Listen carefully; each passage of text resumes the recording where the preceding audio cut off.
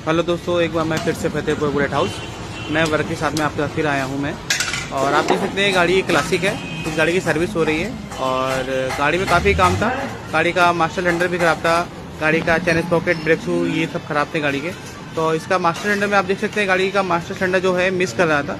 तो हमने एक दो बार मैंने इसमें मेजर किट डाली है, तो मेजर किट डालने के बाद भी सही नहीं काम कर रहा था। तो इन्होंने बोला कि भैया नया डाल दीजिए। और आप देख सकते हैं मैंने गाड़ी में 3 लड़के लगा रखे हैं गाड़ी काम करने के लिए। तो ये है गाड़ी का मास्टर सिलेंडर 1779 रुपये का, ये चेंज हो रहा है। और इसके बाद ये गाड़ी की जो प्रॉब्लम है मास्टर सिलेंडर वाली प्रॉब्लम सॉल्व हो जाएगी।